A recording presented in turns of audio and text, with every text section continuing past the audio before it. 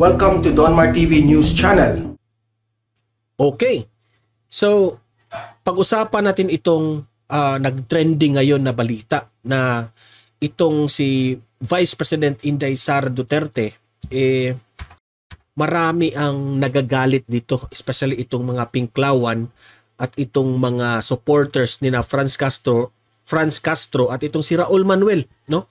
Ang kanilang mga supporters, no, alam nyo naman, binabatikas nila ngayon itong si Vice President Inday Sara Duterte na naman. Dahil sa balita na nag-trending sa pahayag ni VP Sara na nakukulangan pa rin si VP Sara sa 2024 budget ng Department of Education. So, sabi nila, ayaw na raw nilang bumoto dito kay VP Sara dahil sobra na raw malaki yung hinihingi na budget ni VP Sara. Yan ang kumakalat na balita ngayon, which is ipapakita ko sa inyo. Which is totoo naman na talagang si Vice President Inday Sara Duterte ang mismo nagsabi niyan, no? Galing sa kanyang bibig. Yan ang bagong pahayag ni VP Sara. At marami ang pumalag dito. Marami sa mga supporters dito ng mga Franz Castro, Raul Manuel, mga Pinklawan. Bakit raw, kahit, di ba? Nung una, ibinalita natin na itong mga sina Franz Castro at itong si Raul Manuel, palag na palag dito sa budget na 2.38 billion ni VP Sara. Ngayon, sa bagong pahayag ni VP Sara na nakukulangan siya dito sa budget sa 2024 na proposed niya, kahit nga na-approve yun, pero nakukulangan pa rin si VP Sara. Yan ang ikinagalit ng mga Pinklawan at itong mga kampon ni Franz Castro at ni Raul Manuel, no? Kasi sabi ni VP Sara, they are proposing at least 900 billion pesos. Okay? Correct me if I'm wrong, pero I think 900 billion pesos yung hinihingi sana ni VP Sara, or 700 billion, umaabot sa 700 to 900 billion yung hinihingi na kulang na sana ganun kalaki ang dapat pagtuunan ng budget ng gobyerno itong DepEd. So sa tingin ko, grabe talaga kalala ang problema sa Department of Education when it comes to building more classrooms. Kung ano-ano pa yung mga i-propose ni Vice President Inday Sara na important for yung isa nilang reklamo, itong mga teachers na maliit yung sahod. So isa na yan sa mga kaya malaki itong budget na hinihingi ng ating Vice Presidente. Pero ngayon, nagrereklamo sila. Okay? So ito yung pag-uusapan natin, ipapakita ko yung balita na yan. Pero bago ang lahat guys, help me na i-like at i-share itong video natin sa Facebook at sa YouTube para naman aware at kakalat itong balita na ito sa taong bayan. Okay? So sabay-sabay tayong mag-like and share. 1, 2, 3, go! Thank you. And also guys, i-subscribe at i-follow itong Donmar TV sa Facebook at sa YouTube para lagi kayong updated sa balita na kagaya nito. Okay? So sabay-sabay tayong mag-follow and subscribe sa Donmar TV. 1, 2, 3, go! Thank you. Ipapakita ko ngayon itong balita na ito at magre-react tayo. Okay? Let's play the video. Samantala naniniwala si Vice President at Education Secretary Sara Duterte na hindi sapat ang kanilang panukalang pondo para sa 2024 para tugunan ang lahat ng problema pagdating sa basic education sa bansa kahit nasa higit 750 billion pesos ang proposed budget ng DepEd sa susunod na taon. Prioridad ngayon ng kagawaran na solusyonan ang mga issue sa mga mag-aaral sa basic education o mula grade 1 hanggang grade 12. Kabilang dito yung pagpapatayo ng mas marami pang classroom upang maiwasan ang pagsiksikan ng mga estudyante. Gayon din ang pag-hire ng mas maraming guro at pagpapatatag sa sistema ng blended learning program. Pakinggan natin ang pahayag ni Vice President at Education Secretary Sara Duterte. So ito na, pakinggan natin si Vice President, okay? There is not enough budget to address all the projects and the programs that the Department of Education wants to implement to improve basic education in our country. For the next fiscal year, we requested approximately 900 billion for the budget of the Department of Education. We were approved approximately 700 billion in Klarong-klaro yun ha. Nag-mention ng 900 billion. 700 to 900 billion yun, okay? Okay, let's do it again. Ating pakinggan. 100 billion for the budget education in our country. For the next fiscal year, we requested approximately 900 billion for the budget of the Department of Education. We were approved approximately 700 billion in the National Expenditure Program. Okay, so klarong-klaro yun, di ba? Na-mention ang kanilang proposal na 900 billion. Okay? So, para silang na-shock doon sa numbers. Kaya binabatikos nila itong si VP Sara na nakukulangan pa rin si VP Sara sa budget for 2024. Okay? Yan ang kanilang ikinagalit dito kay VP Sara. Okay? Sa akin naman, no? Basing on my analysis, correct me if I'm wrong, pwede tayong magkamali dito, pwede tayong tama dito, pero ito yung analysis ko. Ito yung aking tingin ko dito, no? Yung hiningi na proposed budget ni VP Sara na aabot ng 900 billion pesos at yung na-mention na 750 billion pesos, no? Yung expenditures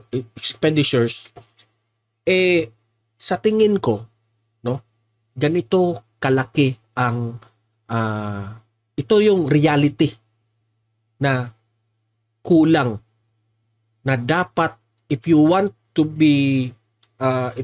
your country to have quality basic education, let's accept the fact and the reality na kulang ang ating edukasyon dito sa Pilipinas. Kulang yung facilities, kulang ang mga classrooms, marami ang estudyanteng walang classrooms, no? At kulang pa yung number of teachers. At marami pang mga reklamo itong mga teachers na maliit lang raw ang kanilang sahod. So sa tingin ko dito, si Vice President natin, minaximize na niya yung budget para matugunan lahat ang problema. Okay? Which I think is good. This is a positive. Kasi ito yung klase na leader na hindi lang nag-iisip kung ito lang yung makakaya. Hindi ganoon si VP Sara. He wants to maximize it. Ito ang type na leader na hindi matatakot na prangka na magsabi na ito yung kailangan natin. Ganito kalaki yung budget na kailangan natin. That's why she is proposing that kind of big budget. 'Di ba? Let's accept. Maraming classrooms dito sa Pilipinas, maraming kulang pa na mga classrooms na dapat nating iayos. Yung mga guro natin, walang mga facilities, walang mga mahina yung mga laptops, yung mga projectors sa klase nila, sa loob ng classroom na dapat lagyan ng mga learning materials, marami pang kulang. Itong prinopose ni VP Sara na 900 billion pesos na budget, ito yung quality education na gusto niyang mangyari. Okay? Ito yung kind of leader, kagaya ng kanyang ama, na gusto ng quality sa lahat ng governance. So I really appreciate VP Sara for this. Pero ito yung hindi naiintindihan ng mga haters. Itong sila Raul Manuel, itong si Franz Castro, at itong mga Pinklawan, kaagad, kinokonek nila, kukurakutin yan. Based sa aking pagre-research sa mga Duterte, hindi mga kurakot itong mga Duterte, ha? kurakot ito sa paningin ng mga haters ng mga Pinklawan at itong mga ACT teachers na itong si Franz Castro para sa kanila. Ewan ko sa kanila bakit galit na galit sila dito kay VP Sara, pero ito yung nakikita ko sa pag-propose ni VP Sara sa 900 billion pesos. He wants quality education. Oh. Hindi ito nangyari noon because yung panahon pa ni Leni Robredo, hindi naman naka-assign si Leni Robredo doon sa Department of Education. This kind of leader is grabe. Hindi takot. Duda ko dito kay VP Sara na talagang tinitingnan niya talaga kung ano yung mga problema sa Department of Education. Tiningnan niya kung ano ba ang long-time solution. Kung ano yung dapat gawin para mag-improve ang ating basic education. Kaya, pinopose niya ang ganyang budget na 900 billion pesos kasi talagang nangingiilangan talaga ng malaking budget ang Department of Education. Matagal na itong problema ng bayan natin. Matagal na itong problema sa bansa natin itong basic education. Sa teachers, mga facilities ng mga estudyante, mga classrooms, lahat. Many to mention. 900 billion pesos. Yan ang hinihingi. A proposed budget ni VP Sara. Para sa akin ito opinion ko ito. Para we will have a quality basic education. Okay? So, kayong mga audience ko dito, libre kayong mag-analyze, libre kayong ayaw sumang-ayon sa akin, okay lang. Analysis ko yan. Pero, kayo, sa tingin ninyo, bakit itong mga sina Franz Castro, Raul Manuel, itong mga Pinklawan, bakit galit na galit sila dito kay VP Sara? And do you think VP Sara bibiruin niya yung ganung kalaking budget, 900 billion? Bakit na-approve ng Kongreso yung kanyang latest na proposed budget? Kasi detalyado yun. Gusto pa nga ni VP Sara sumagot doon sa mga nagtatanong. Pero hindi, inapprove ka agad ng Kongreso. Wala siyang kasalanan doon. Di ba? So comment, react. Pag-usapan natin yan sa comment section. Ano ang masasabi nyo sa opinion ko dito tungkol sa 900 billion na nakukulangan pa rin si VP Sara doon sa kanyang proposed budget. Kaya nga, pre-propose niya yung 900 billion. Okay? Entire Philippines. Isipin nyo yun Entire Philippines ang hindi isang classroom or isang eskwelahan lang ang iniisip ni VP Sara. Entire Philippines na gusto niya kahit yung sa bundok, quality education, quality classrooms, quality learning materials. Isip-isip rin, bakit 900 billion? Bakit aabot ng 900 billion? Malaki rin ang Pilipinas. Luzon, Visayas at Mindanao. Maraming classrooms tayo. Maraming estudyante tayo. At marami pang dapat i-produce ng mga teachers para sa ating mga mag-aaral. Okay? So, comment kayo. Anong opinion nyo? Anong masasabi nyo doon sa haters? Saan ba kayo papabor? Pabor ba kayo kay VP Sara? O pabor kayo dito sa mga taong lagi lang nangingialam sa trabaho ng iba? Na walang magawa kundi ngak-ngak lang ng ngak-ngak. O pabor kayo dito sa ating Vice Presidente na nag-iisip kung ano yung solusyon ng problema ng ating bansa. Long-time solution and quality na solution. Okay?